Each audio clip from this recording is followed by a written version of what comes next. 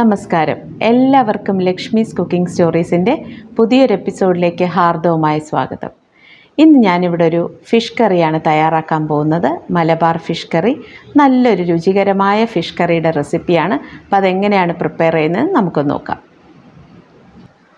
Fish curry ഉണ്ടാക്കാനായി ഒരു ചട്ടി അടുപ്പിലേക്ക് വയ്ക്കുക. ചട്ടി ഒന്ന് ചൂടായി കഴിയുമ്പോൾ അതിലേക്ക് നമുക്കൊരു 2 ടേബിൾ സ്പൂൺ വെളിച്ചെണ്ണ ചേർത്ത് കൊടുക്കാം. വെളിച്ചെണ്ണ ഒന്ന് ചൂടാവട്ടെ. എണ്ണ ചൂടായിട്ടുണ്ട്.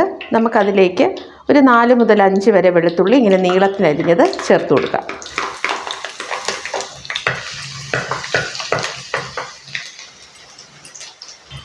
അതിൻ്റെ കൂടെ ഒരു ചെറിയ കഷ്ണം ഇഞ്ചി ഇതുപോലെ നീളത്തിലരിഞ്ഞതുകൂടെ ചേർത്ത് നമുക്കൊന്ന് സോട്ട് ചെയ്തെടുക്കാം.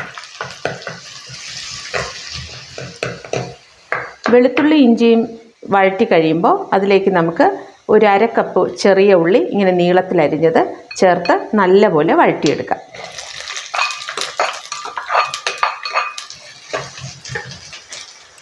ഉള്ളി വഴറ്റുന്ന സമയത്ത് അതിലേക്ക് നമുക്കൊരു 1/2 ടീസ്പൂൺ ഉപ്പ് കൂടെ ചേർത്ത് വഴറ്റാം.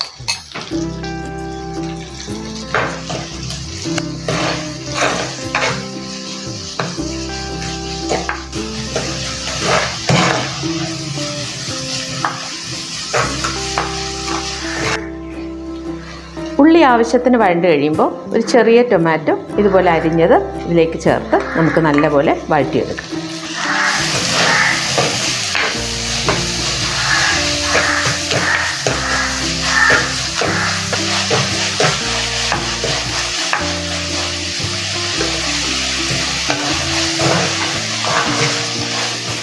ഉള്ളിയും ടൊമാറ്റോയും നല്ലപോലെ വഴണ്ട് കഴിയുമ്പോൾ നമുക്കിതിൽ വേണ്ട ബാക്കി ചേരുവകളൊക്കെ ചേർക്കാം.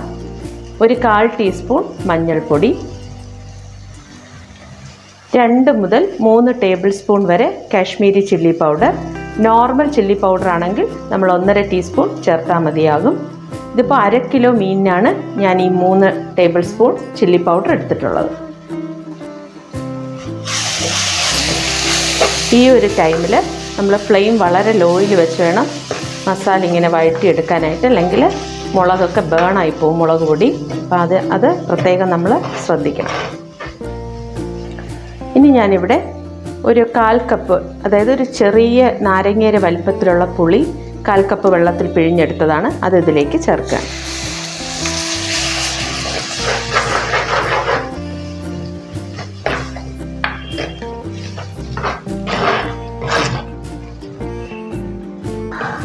ഇനി നമുക്കിതിലേക്ക് ഒരു 2 മുളക് ഇതുപോലെ നീളത്തിനരിഞ്ഞതുകൂടെ ചേർക്കാം. അതുകൊണ്ട് ഇതിനോടൊപ്പം മിക്സ് ചെയ്തെടുക്കാം.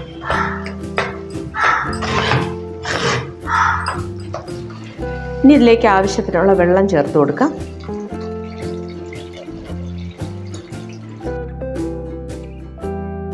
ഏതാണ്ട് ഒരു 1.5 കപ്പ് വെള്ളം ഞാനിതിൽ ചേർത്തിട്ടുണ്ട്.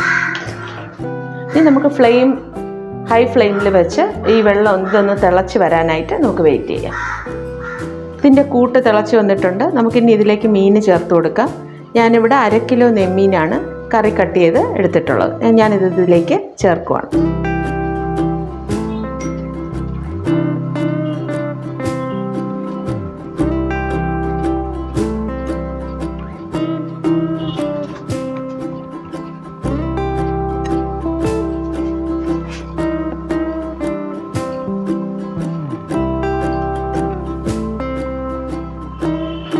ഇനി നമുക്കിത് 10 മിനിറ്റ് അടച്ചു വെച്ച് മീഡിയം ഫ്ലെയിമിൽ വേവിച്ചെടുക്കാം.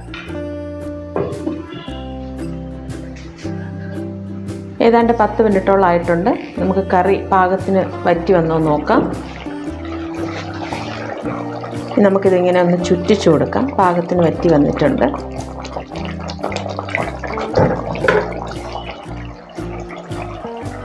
ഇനി നമുക്കിതിലേക്ക് 1/2 കപ്പ് തേങ്ങാപ്പാൽ ചേർത്ത് കൊടുക്കാം.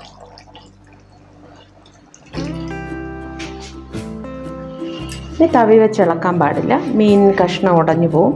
നമുക്കിങ്ങനെ ചുറ്റിച്ചെടുക്കാം.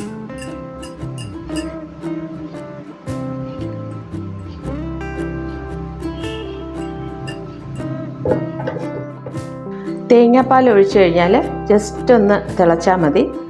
ആ സമയത്ത് നമുക്ക് പാകത്തിന് ഉപ്പുണ്ടോ എന്നുകൂടെ ഒന്ന് ചെക്ക് ചെയ്യാം. കുറച്ച് ഉപ്പ് കൂടെ ആവശ്യമുണ്ട്. നമുക്കൊരു 1/2 ടീസ്പൂൺ ഉപ്പ് കൂടെ ഇതിലേക്ക് ചേർത്ത് കൊടുക്കാം.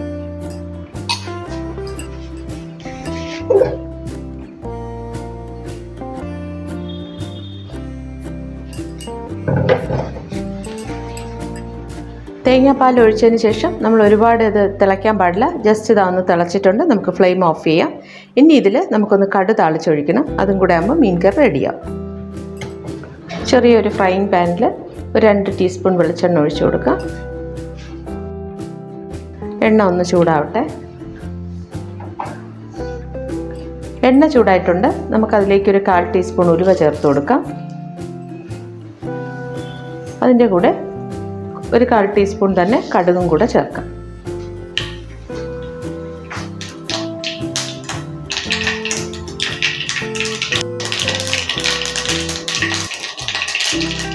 കടുക് പൊട്ടിക്കഴിയുമ്പം അതിലേക്ക് നമുക്കൊരു 4 മുതൽ 5 വരെ ചെറിയ ഉള്ളി കുഞ്ഞായിട്ട് ഇങ്ങനെ അരിഞ്ഞത് ചേർക്കാം.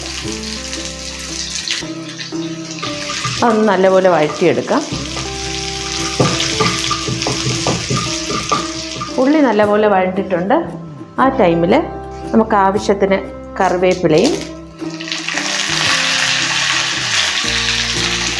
ഒരു 2 വറ്റൽമുളക് ഇങ്ങനെ കുഞ്ഞായിട്ട് പിച്ചിട്ട് കൊടുക്കുക അതിലേക്ക്.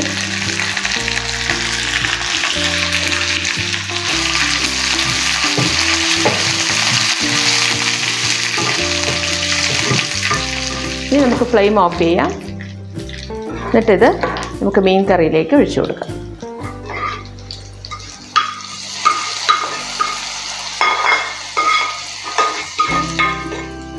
അങ്ങനെ മലബാർ മീൻ കറി റെഡി ആയിട്ടുണ്ട്. നല്ലൊരു ടേസ്റ്റി റെസിപ്പിയാണ്.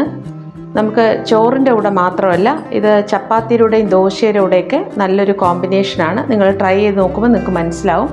എല്ലാവരും ഇത് വീട്ടിൽ തീർച്ചയായിട്ടും ഒന്ന് പ്രിപ്പയർ ചെയ്ത് നോക്കുക. ഞാനിന്നിവിടെ തയ്യാറാക്കിയ മലബാർ ഫിഷ് കറിയുടെ റെസിപ്പി എല്ലാവർക്കും ഇഷ്ടമായെന്ന് കരുതുന്നു. ഞാനിവിടെ നെയ്മീനാണ് യൂസ് ചെയ്തത്. ഇതിൻ്റെ കൂടെ ഏത് മീനും ഉപയോഗിച്ച് തയ്യാറാക്കാം.